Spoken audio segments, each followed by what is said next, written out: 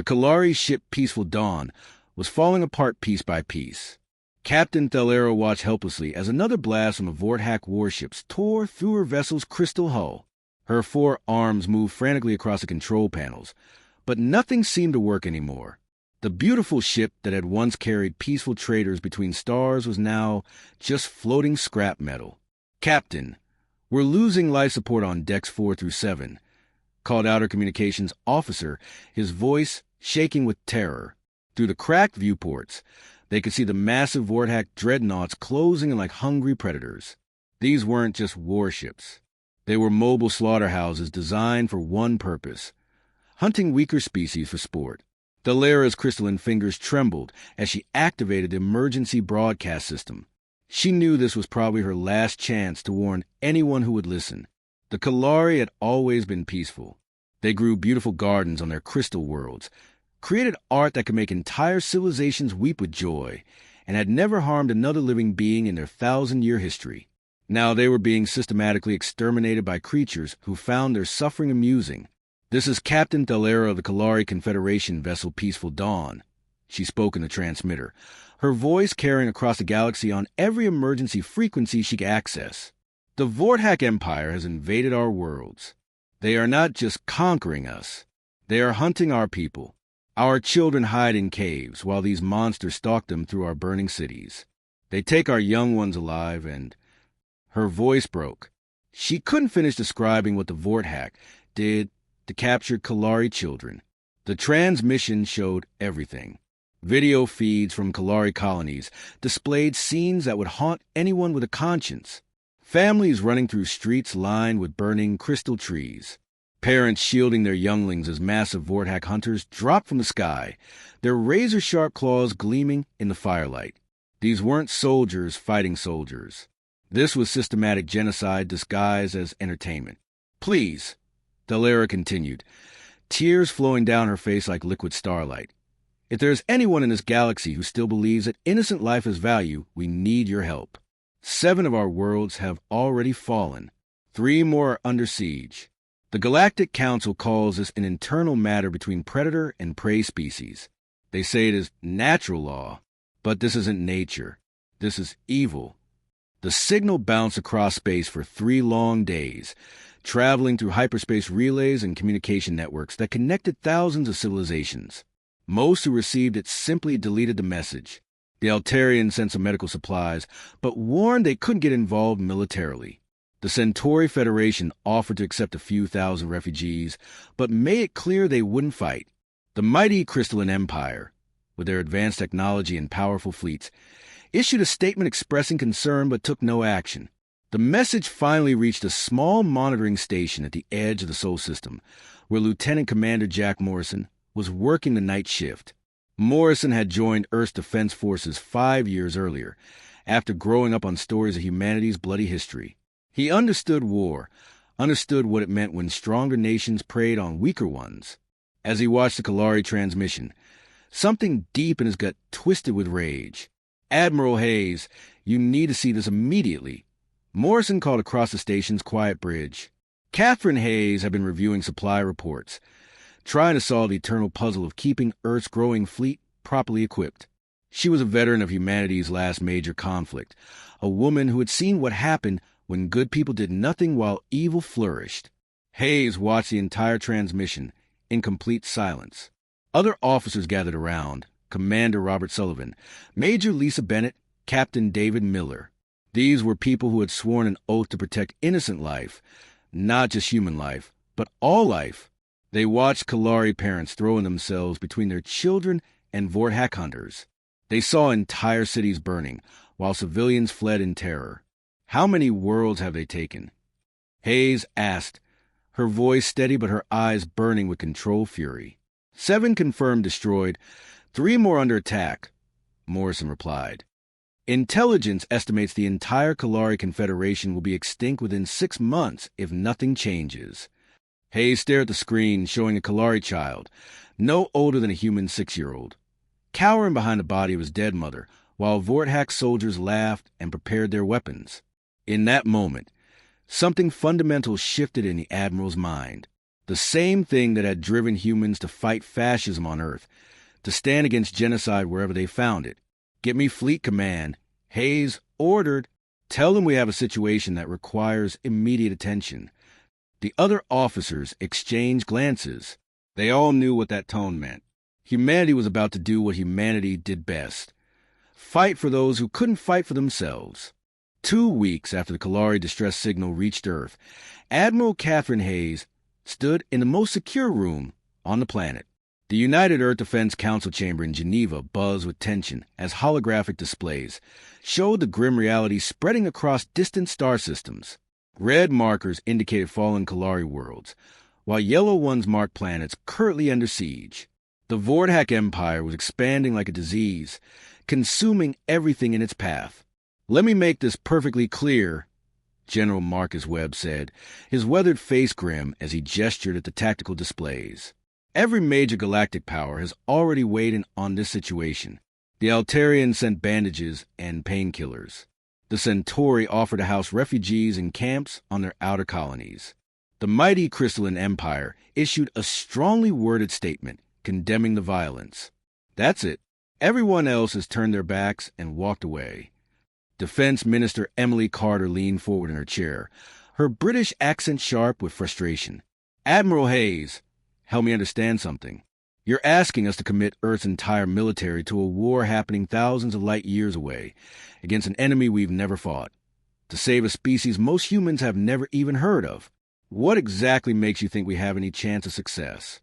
Colonel James Parker activated the tactical comparison charts, and the numbers weren't encouraging.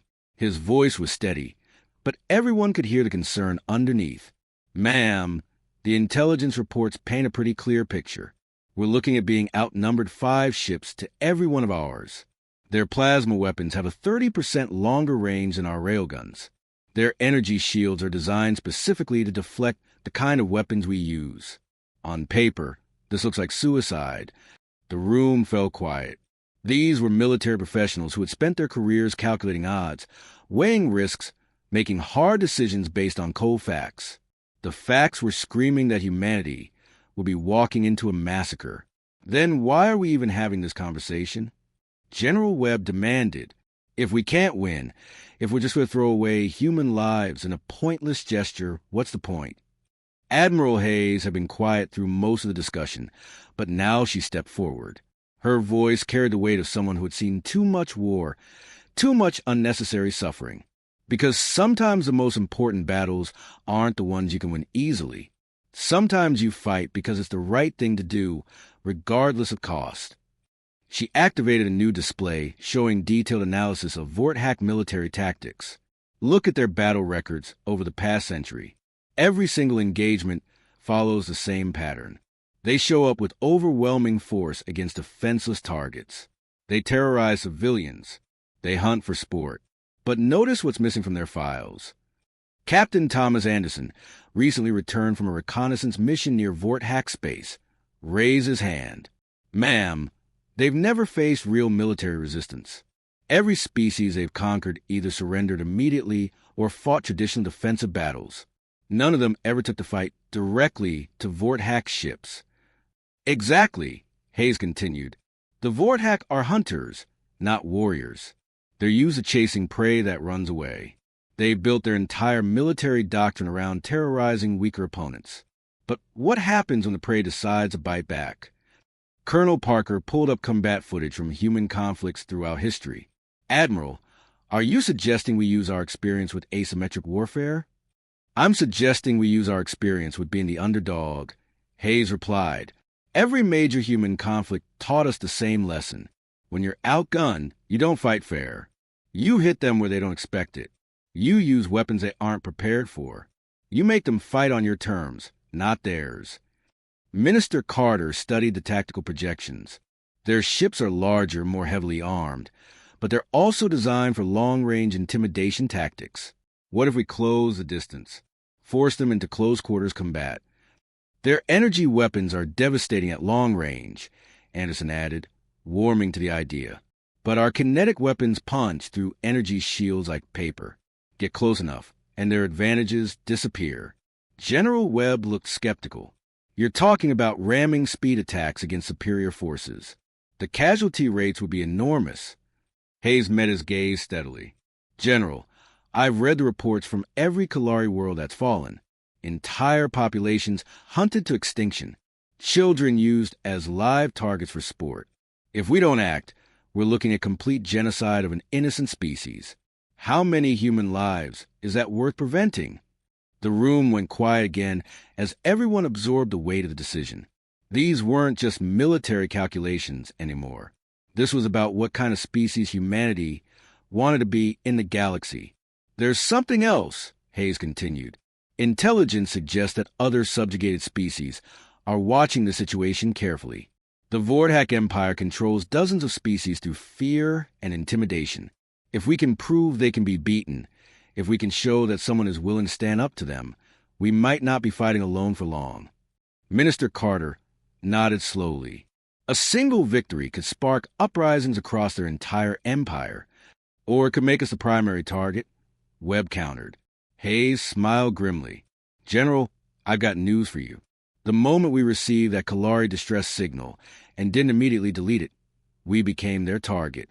The only question now is whether we're going to fight on their terms or ours. Fleet Commander Gorthon stretched his massive form across the command throne of the Vordak Dreadnought Blood Feast, watching the final stages of what he considered a perfect hunt. Below on Theshan Prime, the last few thousand Kalari civilians scrambled through their crystal forests like frightened animals. His hunting parties moved methodically through the trees, savoring every moment of terror they created. Commander, his sensor officer called out in a harsh Vordak language, we're detecting hyperspace distortions. Something's coming out of FDL. Gorthon barely lifted his head. After 3 months of systematic extermination across Kalari space, he had grown bored with the lack of resistance. Probably more refugee ships trying to evacuate survivors. Have the hunters save a few alive for sport. Sir, the energy signatures don't match Kalari vessels, the officer insisted, his voice carrying a note of uncertainty that made Gorthon finally pay attention. Space twisted and rippled as a dozen ships dropped out of faster-than-light travel. These weren't the elegant crystal vessels of the Kalari or the bio-grown ships common throughout the galaxy. These were crude metal constructions, angular and scarred, like weapons forged in some primitive factory. At their head was a heavy cruiser that broadcast a simple identification: Winston Churchill, United Earth Defense Force. Gorthon's mandibles clicked with amusement as he studied the newcomers. Humans? The galaxy's newest species? What are these primitive mammals doing so far from their little blue world? The communication came through in perfectly translated galactic standard. This is Captain Michael Shaw of the United Earth Defense Force. Vordak vessels, you have exactly 60 seconds to cease your attack on Kalari civilians and withdraw from the system. The Vordak bridge erupted in laughter. Gorthon's officers found the idea of these newcomers making demands absolutely hilarious. The humans had been spacefaring for less than a century. Their technology was laughably primitive. Their ships were tiny compared to Vordak dreadnoughts. Foolish mammals, Gorthon broadcast back, making sure his voice carried the proper amount of contempt. We are Vordak. We are apex predators. You are nothing but fresh meat that happened to wander into our hunting ground. Leave now, and we might let some of you live long enough to carry news of our mercy back to your pathetic little world. Captain Shaw's response came immediately, and his tone had changed from diplomatic to something much colder. Wrong answer. What happened next would be analyzed in military academies across the galaxy for the next 1,000 years. The human ships didn't follow standard galactic combat doctrine. They didn't maintain safe distances for energy weapon exchanges. They didn't attempt to establish tactical formations for a prolonged battle. Instead, every human vessel accelerated directly toward the Vordak fleet at maximum burn. Sir, they're charging us, the sensor officer reported, confusion evident in his voice. All ships, full speed ahead. This appears to be some kind of suicide run. Gorthon watched the tactical display with growing bewilderment. What are they doing? This is insane. They're flying directly into our firing range. The Vordak plasma cannons opened fire, sending deadly energy beams across space. But the human ships kept coming, their primitive kinetic weapons blazing. The Winston Churchill took hit after hit, her metal hull glowing red-hot from plasma impacts. But Captain Shaw never wavered from his collision course. Lieutenant Rebecca Williams at the weapons station called out targeting solutions as her railguns locked onto the blood feast. Target acquired. Firing everything we've got. The first railgun round struck the Vorthack flagship like hammers from hell. The Vorthack had designed their shields to deflect energy weapons, the standard armament of every known spacefaring species. But these weren't energy weapons. These were solid metal projectiles, traveling at significant fractions of light speed. The blood feast shuddered as her energy shields collapsed under the kinetic impact. Armor plating designed to absorb plasma beams crumpled like paper against solid matter, moving at relativistic speeds. Warning lights flashed across the bridge as atmosphere vented from dozens of breaches. Hull breach on deck 7 through 12. An officer screamed. Forward plasma cannon offline. Energy grid failing. Around the flagship, the rest of the Vorthack fleet was discovering the same terrible truth. Their weapons were designed for long-range intimidation. Their defenses were built around energy absorption. They had never encountered an enemy crazy enough to fly directly at them while firing primitive kinetic weapons. The human ship Iron Duke rammed directly into a Vorthack cruiser, her reinforced bow tearing through the alien vessel's bio-grown hull like a spear through flesh. As both ships died in space, escape pods launched from the human vessel. Even in their death throes, the humans were planning to survive and keep fighting. Commander Robert Sullivan, leading a squadron of human destroyers, coordinated his attack with surgical precision, focus fire on their command ships. These things are hunters, not soldiers. Cut off the head and the body dies. Gorthon watched his perfect hunt turning into a nightmare. Ships that had terrorized the galaxy for centuries were being torn apart by primitive mammals who seemed completely indifferent to their own survival. The humans fought like cornered animals, except these animals had starships and absolutely no fear of death. "Sir, we've lost 6 ships," his tactical officer reported. "The humans are boarding the Deathstalker. They're fighting inside the ship with handheld weapons." "This is impossible," Gorthon snarled. "We outnumber them 3-1. Our technology is superior." Captain Shaw's voice cut through the chaos on an open channel. "Superior technology doesn't mean much when you've never learned how to really fight. You're bullies.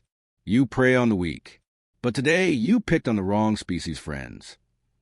The battle ended when human marines stormed the bridge of the Deathstalker. For the first time in Vorthack military history, Fleet Commander Gorthon gave an order he never thought he would give. All ships retreat. Fall back to hyperspace. As the surviving Vorthack vessels limped away from Theshan Prime, Captain Shaw opened communication channels to the planet below, where thousands of Kalari survivors were emerging from their hiding places. "This is the Earth Defense Force," he announced simply. "We got your message. We're here to help." The news of humanity's victory at Theshan Prime traveled faster than the fastest starships. Within days, the story had reached every corner of the galaxy through quantum communication networks, underground resistance channels, and whispered conversations in slave quarters across 100 worlds. For the first time in centuries, species that lived under Vorthack terror dared to hope. On Earth, Admiral Catherine Hayes stood in her command center surrounded by holographic displays showing the rapidly changing galactic situation. The victory had been costly. They'd lost 4 ships and nearly 3,000 crew members, but the results were beyond anything they'd hoped for. "Admiral, you need to see these intelligence reports," Major Jennifer Walsh said, highlighting dozens of red markers across the star map. "We're seeing uprisings on 14 different worlds. Species that haven't resisted the Vorthack in generations are suddenly fighting back." Hayes studied the tactical display with growing amazement. The Zephi, an aquatic species enslaved for over 2 centuries, had somehow managed to retake 3 entire star systems using modified mining equipment as weapons. The Morai Collective, known throughout the galaxy for their peaceful nature, was openly defying Vorthack tribute demands for the first time in their recorded history. "They're all asking for the same thing," Walsh continued. "Human military advisors, weapons technology, training in what they're calling Earth-style warfare. Apparently, Word has spread about our tactics at Theshan Prime. Colonel Andrew Foster stepped forward, his expression troubled. Ma'am, that's where our problems start. The Vorthak aren't stupid. They figured out that we're the catalyst for all this rebellion. 3 days ago, they hit New Sydney. The room went quiet. New Sydney was one of humanity's newest colonies, home to 40,000 civilians, families, children, scientists, and farmers building a new life among the stars. It was also completely defenseless, protected only by a small patrol squadron that had been no match for a full Vorthak battle fleet. The attack wasn't strategic, Foster continued, pulling up the devastating footage. They didn't target military installations or industrial facilities. They went straight for the civilian population centers. Schools, hospitals, residential areas. It was pure terrorism, designed to send us a message. Admiral Hayes felt that familiar cold rage settling in her chest, the same feeling that had driven her to action when she first saw the Kalari distress signals. The Vorthak had made a critical mistake. They had decided to make this personal. Casualties? She asked quietly. 40,000 dead, Foster replied. No survivors. They made sure of that. The holographic display shifted to show memorial services being held across human space. Flags flew at half-mast on every human world. The images of New Sydney's burning cities were broadcast on every news network, and the reaction was exactly what the Vorthak hadn't expected. Instead of terrorizing humanity into submission, they had awakened something far more dangerous, a species' protective instincts. General Marcus Webb appeared via hologram from Luna Base, his face set in stone. Admiral, the Defense Council has just finished an emergency session. We've authorized Operation Retribution. Full fleet deployment. Every available ship, every available soldier. No restrictions on tactical doctrine. Commander Daniel Clark pulled up the strategic overview, and the numbers were staggering. Ma'am, we're talking about mobilizing 800 ships, everything from battleships to converted cargo haulers with weapons bolted on. It's the largest military operation in human history. Hayes studied the fleet composition. These weren't just military vessels. Civilian transports had been retrofitted with weapon systems. Mining ships carried loads of kinetic projectiles instead of ore. Even luxury cruise liners had been converted into troop transports. Entire human families had volunteered to serve in support roles, while colonies that had never seen conflict were producing ammunition around the clock. The Vorthak wanted to make this about terror. Hayes said, watching footage of human shipyards working overtime to prepare the fleet. They wanted to show us what happens when someone stands up to them. Instead, they've shown us exactly why we need to finish this job. Lieutenant Commander Rebecca Murphy, manning the communication station, looked up from her displays. Admiral, we're receiving volunteer applications from non-human species. The Kalari want to provide ships for the fleet. The Zephi are offering their waterworld fighters as marine support. Even some of the neutral species are quietly offering supplies and intelligence. For the first time in galactic history, an alliance was forming that wasn't based on trade agreements or mutual defense pacts. It was based on something much simpler and far more powerful, the shared belief that bullies needed to be stopped, regardless of the cost. Hayes walked over to the main tactical display, where the Vorthak Empire spread across hundreds of star systems like a cancer. For centuries, they had built their power on fear, intimidation, and the assumption that their victims would never fight back effectively. That assumption was about to be tested by 800 human warships and an entire galaxy that had finally found the courage to say no. Signal all fleet commanders. Hayes ordered, tell them we're not just fighting for New Sydney. We're not just fighting for the Kalari. We're fighting for every species that has ever been told they were too weak to matter. We're going to teach the galaxy what happens when you threaten Earth's friends. Murphy began transmitting the orders that would set the largest human fleet ever assembled on a course for the Vorthak Empire. Across human space, families said goodbye to their loved ones, knowing many wouldn't return. But they also knew they were fighting for something bigger than themselves. The Vorthak Empire was about to learn why humans were most dangerous when they fought to protect others. 6 months after the massacre at New Sydney, the Vorthak Empire that had terrorized the galaxy for over 1,000 years was facing its final hour. Admiral Catherine Hayes stood on the bridge of her flagship Defiant Dawn as the largest human fleet in history approached the Vorthak homeworld of Korthak Prime. 800 ships from across human space had answered the call, carrying with them the fury of an entire species and the hopes of dozens of liberated worlds. The journey here had been brutal but decisive. Human forces had systematically dismantled Vorthak's strongholds across their empire, liberating world after world with tactics that the galaxy had never seen before.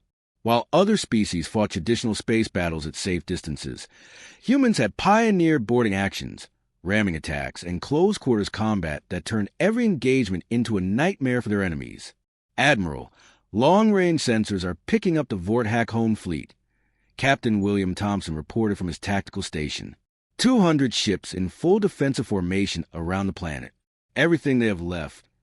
Hayes studied the display, showing the massive Vorthak vessels arranged in protective layers around their homeworld. These were survivors of a once mighty empire, the remnants of fleets that had conquered hundreds of species. They weren't running anymore. This was their last stand, and they knew it. Good, Hayes said quietly. I was hoping they'd finally decide to fight like soldiers instead of running like cowards. Throughout the human fleet, Command had prepared their crews for what everyone knew would be the bloodiest battle of the war. On the battleship Iron Duke, Captain Victoria Barnes addressed the crew over the intercom, her voice carrying to every corner of the ship where human men and women prepared for combat. Listen up, everyone, Barnes announced. Today we finish what we started 6 months ago. Today we make sure that no other innocent species has to send out desperate distress signals while the galaxy looks the other way. Today we show every bully in the universe what happens when they mess with our friends. The crew responded with a cheer that echoed through the ship's corridors. These weren't professional soldiers seeking glory. Most were ordinary people, farmers, engineers, teachers, shopkeepers, who had volunteered to serve when their species decided that genocide was unacceptable regardless of who the victims were. Major Kevin Russell, commanding the Marine assault groups across the fleet, checked his equipment one final time as his transport approached the enemy formation. His forces specialized in the most dangerous job in space combat, boarding enemy vessels and fighting hand-to-hand in alien environments.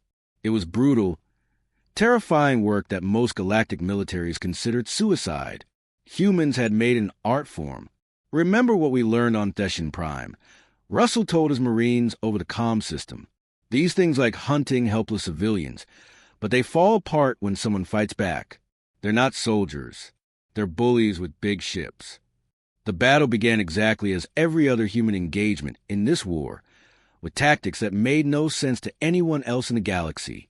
Instead of forming defensive lines and trading long-range fire, the human fleet accelerated directly toward the Vorthak formation at maximum speed. 800 ships, from massive dreadnoughts to converted cargo haulers, charged into the teeth of the enemy's defensive fire. Vorthak plasma cannons lit up space with deadly energy beams, but the humans had learned from months of warfare. Their ships were covered in ablative armor, designed to absorb energy weapon impacts. Their hulls were reinforced for ramming attacks. Their crews were trained to keep fighting even when their ships were falling apart around them. The Defiant Dawn took hit after hit as Admiral Hayes led her fleet into the heart of the Vorthak formation. Bridge stations exploded. Hull plates glowed red-hot from plasma impacts. But the flagship never wavered from its course toward the largest Vorthak dreadnought. All weapons target their command ship. Hayes ordered, "Let's cut the head off the snake." Lieutenant Jennifer Walsh at the weapons station locked onto the massive Vorthak vessel, with every railgun and missile tube on the ship. "Firing everything we have, ma'am." The kinetic round struck the enemy dreadnought like the fist of an angry god. Vorthak shields, designed for energy weapon defense, collapsed instantly under the solid matter impacts. The alien ship's bio-grown hull crumpled as atmosphere vented from hundreds of breaches. Across the battlefield, human boarding parties were fighting their way through enemy ships with weapons that most galactic civilizations considered primitive. Assault rifles, explosives, and hand-to-hand combat tactics were proving devastatingly effective against opponents who had never faced such aggressive close-quarters fighting. The Vorthak defense lasted exactly 4 hours and 17 minutes. Their forces, bred for terrorizing helpless prey, simply couldn't handle an enemy that embraced violence as a tool of justice rather than oppression. Ship after ship surrendered or was destroyed as human marines fought their way to bridge after bridge. When the last Vorthack vessel powered down its weapons, Admiral Hayes received an angry transmission from the Galactic Council, the same organization that had dismissed the original Kalari distress calls as an internal matter. "Admiral Hayes," came the pompous voice of Council Speaker Veltar, "the Council demands you cease hostilities immediately. Your aggressive tactics violate 17 different galactic warfare conventions. This level of violence is unprecedented and unacceptable." Hayes looked out at the burning remains of the Vorthack fleet, then at the displays showing celebration broadcasts from dozens of liberated worlds where former slaves were dancing in the streets for the first time in centuries. "Speaker Veltar," she replied calmly, "with all due respect, the Galactic Council had its chance to prevent this war. You could have stopped the genocide. You could have protected the innocent. Instead, you chose to issue statements and look the other way while entire species were hunted to extinction. You don't understand the broader implications, Dash." "I understand them perfectly," Hayes interrupted. "The galaxy now knows that when innocent people cry for help, humanity will answer. When bullies prey on the weak, we will stand up to them. And when someone threatens our friends or our families, we will respond with overwhelming force until the threat no longer exists."